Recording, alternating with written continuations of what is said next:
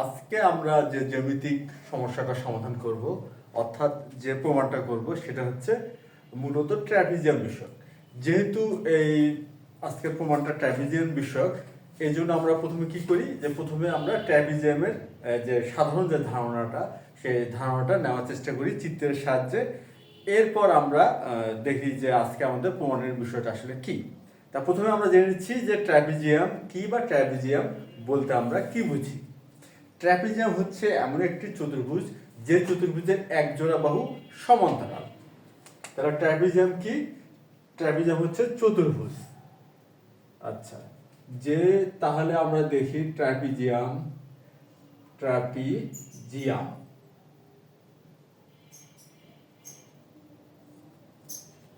Trapezium হচ্ছে এমন এক ধরনের চতুর্ভুজ যার এক জোড়া বাহু সমান্তরাল। তাহলে আমরা লিখতে পারি এভাবে, যে চতুর্ভুজের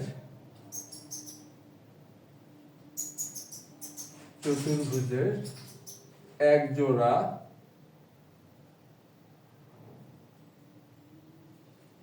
বাহু সমান্তরাল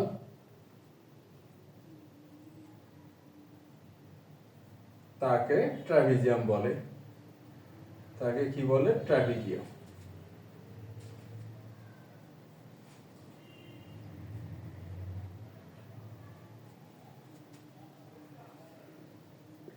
তাহলে যে চতুর্ভুজের এক জোড়া বাহু সমান্তরাল তাকে ট্র্যাপিজিয়াম বলে। তাহলে আমরা এখন ট্র্যাপিজিয়ামের চিত্রটা দেখে নিই।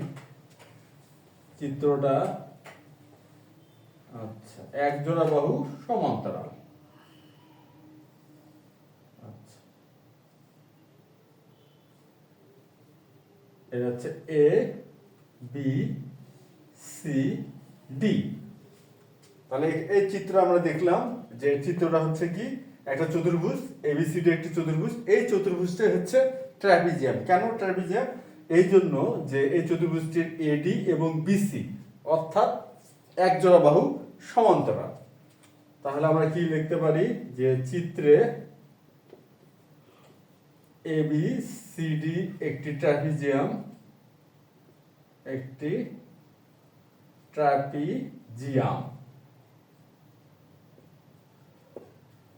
যেহেতু এডি সমান্তরাল বিসি। তাহলে এবিসিডি একটি ট্র্যাপিজিয়াম। কেন ট্র্যাপিজিয়াম? এডি এবং বিসি সমান্তরাল। আর আমাদের সংজ্ঞা অনুসারে বা ধারণা অনুসারে যে চতুর্ভুজের এক জোড়া বাহু সমান্তরাল তাকে ট্র্যাপিজিয়াম বলে, সেহেতু এবিসিডি একটি ট্র্যাপিজিয়াম। এখন কথা হচ্ছে, একটি চতুর্ভুজের বাহু থেকে চারটি, তার মধ্যে এক জোড়া বাহু সমান্তরাল, তাহলে অপর জোড়া অর্থাৎ এই ক্ষেত্রে হচ্ছে কি এবি এবং সিডি। এবি এবং সিডি, তাহলে এই বাহু দুটোকে আমরা বলবো হচ্ছে তির্যক বাহু।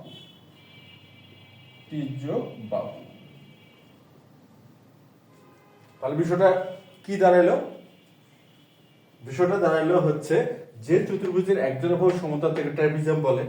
তাহলে আমরা দেখি, এই চিত্র দেখলাম যে এ বি সি ডি এমন একটি চতুর্ভুজ যার এক জোড়া বাহু অর্থাৎ এডি এবং বিসি সমান্তরাল।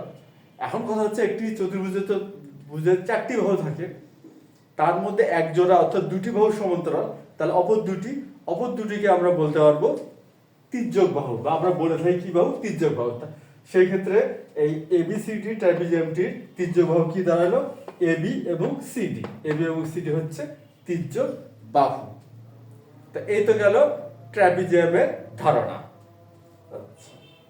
এরপর আমাদের যে ধারণাটা জানতে হবে, যে ধারণা আমরা ব্যবহার করে প্রমাণ করব আজকের আমাদের এই গাণিতিক সমস্যাটি, সে ধারণাটা হচ্ছে আমরা চিত্রের সাহায্যে বোঝার চেষ্টা করি।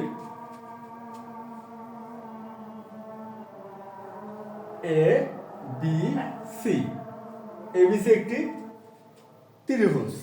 এখন বিসি এর সমান্তরাল একটি রেখা ডিই।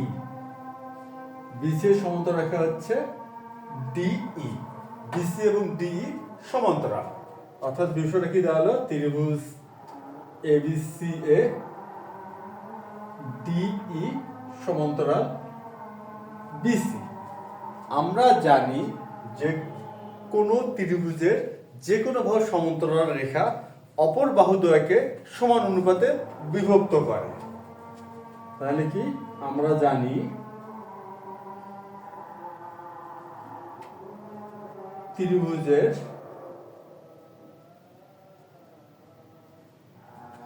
যে কোনো বাহুর সমান্তরাল রেখা যে কোনো বাহুর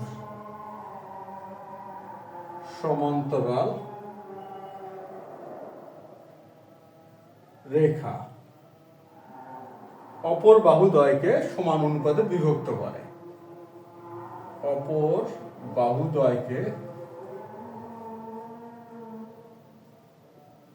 সমান অনুপাতে বিভক্ত করে। সমান অনুপাতে বিভক্ত করে।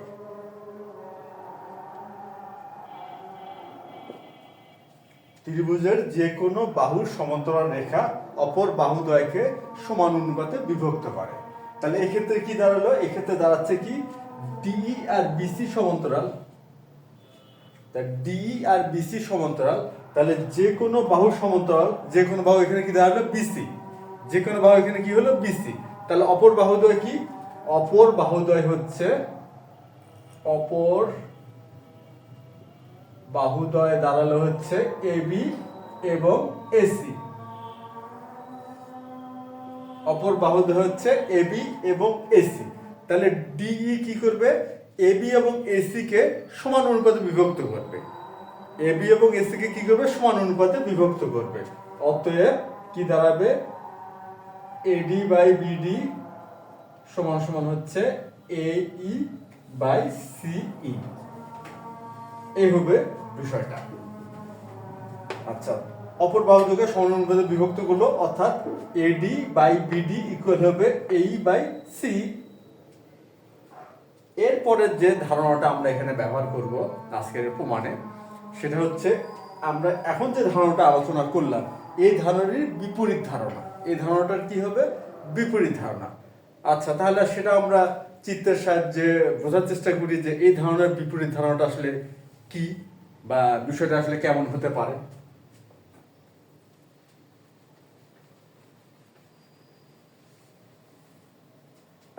প্রথমে আমরা একটি ত্রিভুজ অঙ্কন করি। প্রথমে আমরা এবিসি একটি ত্রিভুজ অঙ্কন করলাম। এবিসি একটি ত্রিভুজ। আচ্ছা, এখন কোন রেখা যদি দুইটি বাহুকে, অর্থাৎ একটি ত্রিভুজের কোন রেখা যদি কোন ত্রিভুজের দুটি বাহুকে সমান অনুপাতে বিভক্ত করে, তাহলে ওই রেখাটি তৃতীয় বাহুর সমান্তরাল হবে। আচ্ছা, তাহলে ব্যাপারটা কি? আমরা কোন ত্রিভুজের কোন ত্রিভুজ আমরা শব্দটা বাদ দেই, আমরা একটি ত্রিভুজ লিখি। একটি ত্রিভুজে কোন রেখা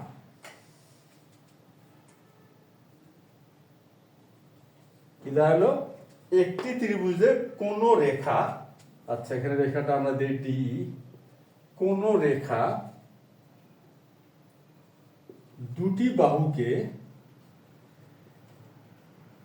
সমান অনুপাতে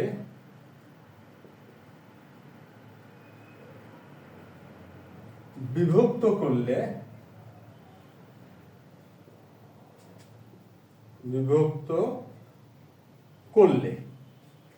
একটি ত্রিভুজের কোন রেখা দুটি বাহুকে সমান অনুপাতে বিভক্ত করলে উক্ত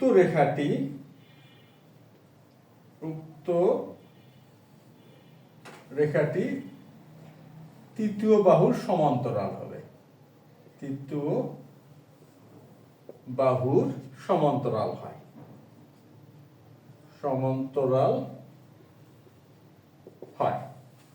এখন আমরা এই যে ধারণাটা বা এই বর্ণনাটা এখন আমরা চিত্রের সাহায্যে বোঝার চেষ্টা করি। একটি ত্রিভুজের কোন রেখা, তাহলে একটি ত্রিভুজের কোন রেখা কি দাঁড়ালো? এই কোন রেখা হচ্ছে এক্ষেত্রে ডি। একটি ত্রিভুজের কোন রেখা, তাহলে ত্রিভুজটা হচ্ছে এবিসি, এ বি সি। তাহলে একটি ত্রিভুজে অর্থাৎ এবিসি ত্রিভুজে কোন রেখা, সেটা হচ্ছে ডিই। দুটি বাহুকে, এই যে দুটি বাহু, এই দুটি বাহু কোন দুটি বাহু, এ বি এবং এসি, দুটি বাহুকে সমান অনুপাতে বিভক্ত করলো। দুটি বাহুকে কি করলো, সমান অনুপাতে বিভক্ত করলো। তার মানে হচ্ছে এডি বাই বিডি সমান এই বাই সিই। তাই দুটি বাহুকে সমান অনুপাতে বিভক্ত করলে উক্ত রেখাটি, আর উক্ত রেখাটি কি হবে, উক্ত রেখাটি হবে ডিই। উক্ত রেখাটি কি, ডিই। তৃতীয় বাহুর সমান্তরাল, এই তৃতীয় বাহুটা কোনটি হলো, এই তৃতীয় বাহু হলো বিসি, অর্থাৎ ডিই সমান্তরাল বিসি হবে। ব্যাপারটা কি দাঁড়ালো, তাহলে ডি হবে বিসি এর সমান্তরাল। কখন হবে, যখন ডিই এবি এবং এসি কে সমান অনুপাতে বিভক্ত করবে, সেই ক্ষেত্রে ডি হবে বিসি এর সমান্তরাল। আচ্ছা, এই ধারণাটা আজকে আমরা ব্যবহার করব, যেটা এই মুহূর্তে আমরা চিত্রের সাহায্যে বুঝতে চেষ্টা করলাম। আচ্ছা, এরপর যে আরেকটি যে ধারণা আমরা ব্যবহার করব, এক্ষেত্রে খুবই সাধারণ একটি ধারণা, তা আমরা একটু আলোচনা করে নেই, যেহেতু আমরা প্রমাণটা করব, প্রমাণটা বুঝতে আমাদের সুবিধা হয়। সেটা কি, সেটা হচ্ছে এবি এবং সিডি, এবি এবং সিডি যদি সমান্তরাল হয়, অর্থাৎ এবি সমান্তরাল সিডি, এবি এবং সিডি যদি সমান্তরাল হয়, তাহলে দেখা যাচ্ছে যে অন্য একটি রেখা, সাপোজ ডিই, ডিই সমান্তরাল এবি। তাহলে প্রথমে কি ছিল, প্রথমে ছিল হচ্ছে এবি এবং সিডি সমান্তরাল, পরে অপর একটি সরলরেখা অঙ্কন করা হলো, যেটা কিনা এবি এর সমান্তরাল। তাহলে ব্যাপারটা কি দাঁড়ালো, তাহলে কিন্তু এই তিনটি রেখাই কি হবে, সমান্তরাল হবে, অর্থাৎ এবি সমান্তরাল সিডি সমান্তরাল ডিই। তার মানে দুটি রেখা সমান্তরাল হলে ওই দুটি রেখার যে কোনো একটি সমান্তরাল রেখা অপরটির সমান্তরাল হবে। এটা একটা খুবই সাধারণ একটি ধারণা। তারপর আমরা চিত্রের সাহায্যে বিষয়টা আরো ভালো মতো বুঝলাম। এই জন্য বুঝলাম যাতে আমরা খুব সহজে আজকে আমাদের যে প্রমাণটা আমরা করব, সেখানে আমরা এটা ব্যবহার করতে পারি। তাহলে এখন আমরা আমাদের যে প্রমাণের বিষয়, সেখানে চলে যাই এবং আমরা দেখি যে আজকে আমাদের প্রমাণের বিষয়টা কি। তারপর আমরা চিত্র অঙ্কন করে বিষয়টাকে প্রমাণ করার চেষ্টা করি, যে ধারণাগুলো আমরা আলোচনা করলাম সেই ধারণাগুলো ব্যবহার করে।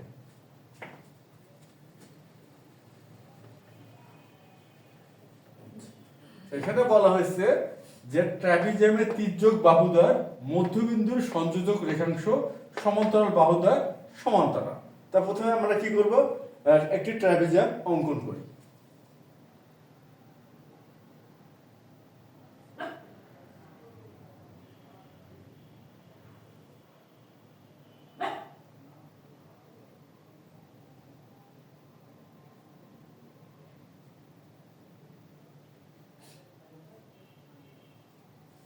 তাহলে আমরা কি করলাম, প্রথমে একটি ট্রাপিজিয়াম অঙ্কন করলাম, এবিসিডি একটি ট্রাপিজিয়াম।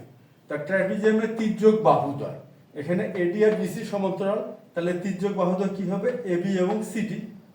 বাহুদ্বয়ের মধ্যবিন্দু সংযোজক রেখাংশ, তাহলে মধ্যবিন্দু, তাহলে এবি এর মধ্যবিন্দু ধরে নিচ্ছি ই, আর সিডি এর মধ্যবিন্দু আমরা ধরে নিচ্ছি এফ।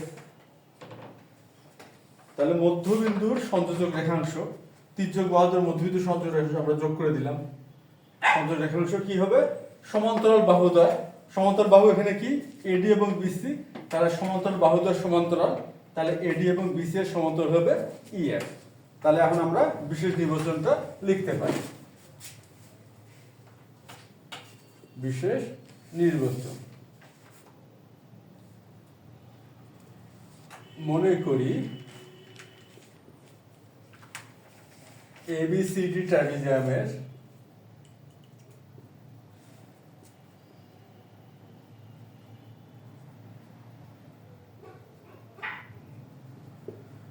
এডি সমান্তরাল বিসি এবং তির্যক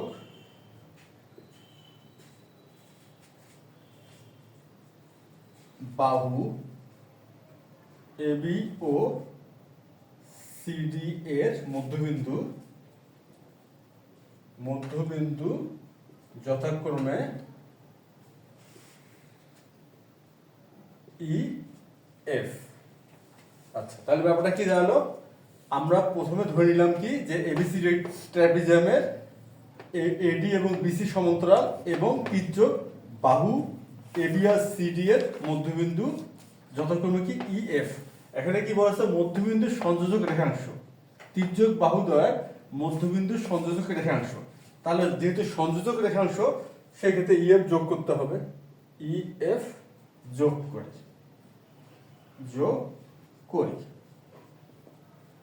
সংযোজক রেখাংশ কি হবে? সমান্তরাল বাহুদ্বয়ের সমান্তরাল। তো এখানে সমান্তরাল বাহুদ্বয় কি? এডি এবং বিসি। তাহলে ইএফ কি হবে? এডি এবং বিসি এর সমান্তরাল। তাহলে প্রমাণ করতে হবে যে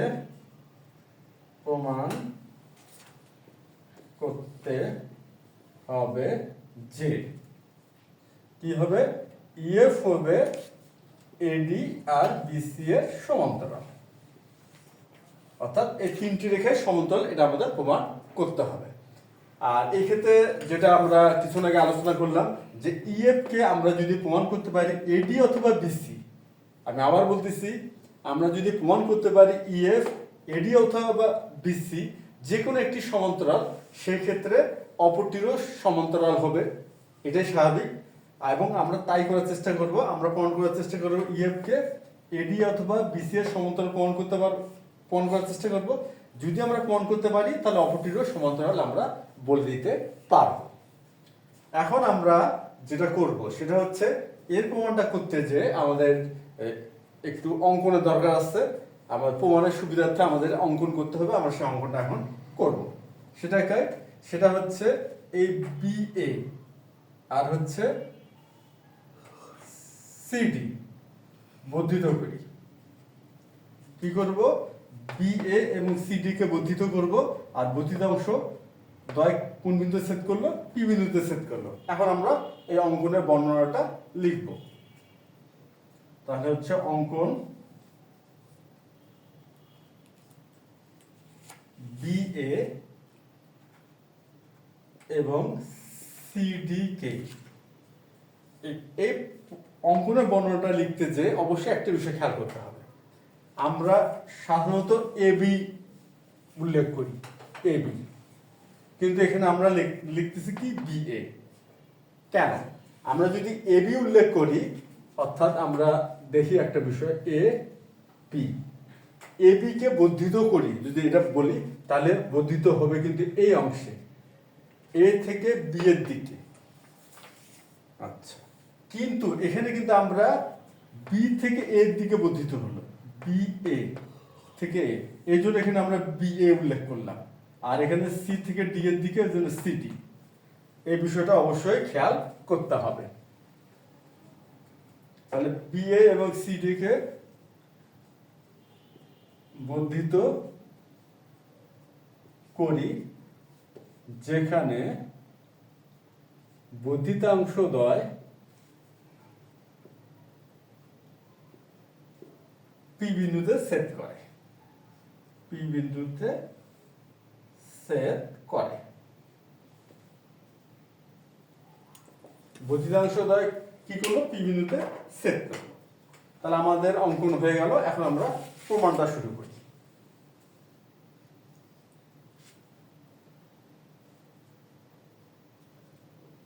প্রমাণ।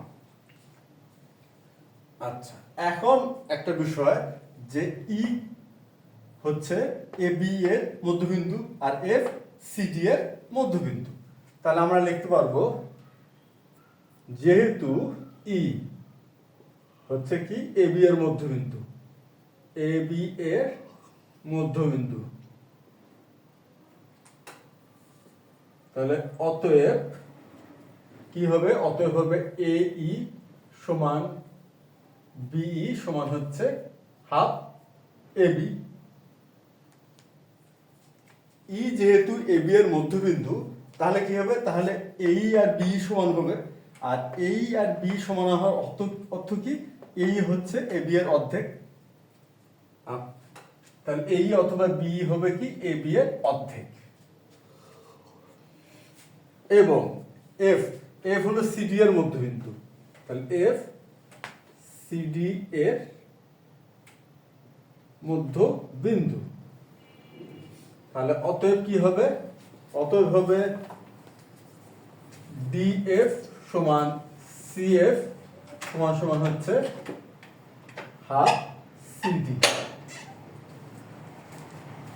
এফ হচ্ছে সিডি এর মধ্যবিন্দু, এফ সিডি এর মধ্যবিন্দু, সুতরাং কি হবে, সুতরাং ডিএফ সিএফ সমান হবে, আর ডিএফ অথবা সিএফ সিডি এর হবে অর্ধেক। আচ্ছা, এখন এখন ত্রিভুজ আমরা কি নিব, ত্রিভুজ নেই পিবিসি, ত্রিভুজ পিবিসি এ, এডি সমান্তরাল বিসি, এডি সমান্তরাল বিসি। আচ্ছা, এডি এবং বিসি সমান্তরাল, কেন সমান্তরাল, কেননা এবিসিডি যেহেতু একটি ট্রাপিজিয়াম, আর এই ট্রাপিজিয়ামের এডি আর বিসি সমান্তরাল, আমরা এই জন্য এডি আর বিসি কে সমান্তরাল বলতে পারি। আর আমরা জানি যে তৃতীয় বাহু অর্থাৎ বিসি এর সমান্তরাল এডি, তাহলে এডি কি করবে, হচ্ছে পিবি এবং পিসি কে সমান অনুপাতে বিভক্ত করবে। তাহলে আমরা লিখতে পারি হচ্ছে পিএ বাই হচ্ছে AB equal PD by TC. কেন, যেহেতু ত্রিভুজের যে কোনো বাহুর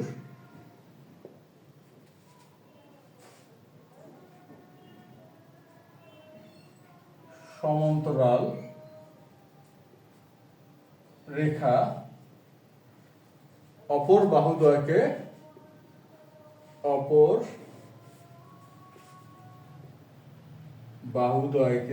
সমান অনুপাতে বিভক্ত করে, সমান অনুপাতে বিভক্ত করে।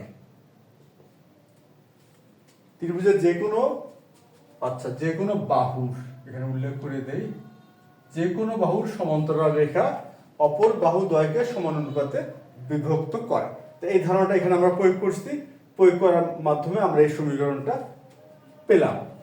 তা সুতরাং এখন আমরা এই ধারণাটা এখানে ব্যবহার করি। আচ্ছা, পিএ বাই হচ্ছে এবি সমান পিডি বাই ডিসি আর সিডির মধ্যে কোনো পার্থক্য নেই, লিখলাম বা। আচ্ছা, এখন কথা হচ্ছে এবি সমান আমরা কি লিখতে পারি। এখানে আমরা দেখি এই সমান বি আর বি সমান হচ্ছে হাফ এবি। তাহলে আমরা এবি সমান লিখতে পারি 2AE। তাহলে এখানে আমরা লিখি 2AE। আর সিডি সমান লিখতে পারি 2DF। আচ্ছা, তা 2DF লিখলাম সিডির স্থলে, আর এখানে তো পিডি থাকলো। এখন আমরা খেয়াল করি বাম পক্ষ 2 আছে, ডান পক্ষ 2 আছে, তাহলে উভয় পক্ষ থেকে যেহেতু বাম পক্ষ 2 দ্বারা ভাগ, ডান পক্ষ 2 দ্বারা ভাগ, তাহলে ভাগের বর্জনবিধি অনুযায়ী আমরা কি করতে পারি, উভয় পক্ষ থেকে 2 বাদ দিতে পারি। তাহলে এখানে থাকে হচ্ছে পিএ বাই এই ইকুয়াল পিডি বাই ডিএফ। এখন আমরা কি করব, এখন আমরা করব যোজন। এখন আমরা কি করি, যোজন করি। আচ্ছা, যোজন করলে লব-যোগ হর, তার মানে হচ্ছে পিএ যোগ এই বাই হচ্ছে এই ইকুয়াল পিডি যোগ ডিএফ বাই হচ্ছে ডিএফ। আচ্ছা, এখন খেয়াল করি পিএ এবং এই যোগ করলে হয় পিই, তাহলে এখানে হবে পিই বাই, এখন আরেকটা বিষয় খেয়াল করি, এই আর বি সমান, এই যে এই আর বি সমান কেন সমান, ই হচ্ছে এ বি এর মধ্যবিন্দু, তাহলে এখানে আমরা বিই লিখতে পারি ইকুয়াল পিডি আর ডিএফ। দেখি পিডি আর ডিএফ যোগ করলে হয় পিএফ, পিএফ আর ডিএফ, ডিএফ এর স্থলে আমরা লিখতে পারবো সিএফ। কেন ডিএফ আর সিএফ সমান, কেন সমান, এফ হচ্ছে সিডি এর মধ্যবিন্দু, সিএফ। তাহলে এই যে আমাদের একটি কনসেপ্ট দাঁড়ায় গেল, আমরা কিন্তু একটি সম্পর্ক দাঁড় করাতে পারলাম। এখন এই সম্পর্কটা আমরা ব্যবহার করতে পারি, কেননা আমরা এটা গাণিতিক ক্যালকুলেশনের মাধ্যমে কিন্তু এই সম্পর্কটা আমরা দাঁড় করাইছি। এখন এই সম্পর্কটা আমরা ব্যবহার করতে পারি। আচ্ছা, এই সম্পর্কটা ব্যবহার করার পূর্বে আমরা এটা দ্বারা আসলে কি বোঝা যাচ্ছে এটা চিত্রের সাহায্যে আগে বোঝার চেষ্টা করি, তারপরে এই ধারণাটা আমরা ব্যবহার করি। আচ্ছা, পি বাই বিই, পিই বাই হচ্ছে বিই, আর এখানে পিএফ ডিভাইডেড বাই সিএফ। তার মানে ব্যাপারটা কি দাঁড়ালো, এই যে পিই আর বিই এটা অনুপাত, আর পিএফ আর সিএফ এর অনুপাত সমান। আর আমরা তো প্রমাণের পূর্বে যে আলোচনাটা করলাম, সে আলোচনাটা কি ছিল, আলোচনাটা ছিল হচ্ছে যদি কোনো রেখা কোনো ত্রিভুজের দুটি বাহুকে সমান অনুপাতে বিভক্ত করে, তাহলে রেখাটি কি হবে, তৃতীয় বাহুর সমান্তরাল হবে। তাহলে ওই রেখাটি হবে তৃতীয় বাহুর সমান্তরাল। এখন দেখি এই যে ইএফ রেখা পিবি এবং পিসি কে সমান অনুপাতে বিভক্ত করছে, যেটা আমরা প্রমাণ করলাম। তাহলে ইএফ কি হবে, তৃতীয় বাহু। এখানে তৃতীয় বাহু কোনটা, প্রথম বাহুকে যদি পিবি ধরি, দ্বিতীয় বাহু যদি পিসি হয়, তার তৃতীয় বাহু হবে বিসি। তাহলে ইএফ হবে বিসি এর সমান্তরাল।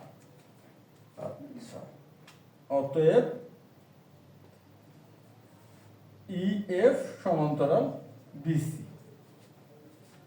তাহলে ইএফ হচ্ছে বিসি এর সমান্তরাল।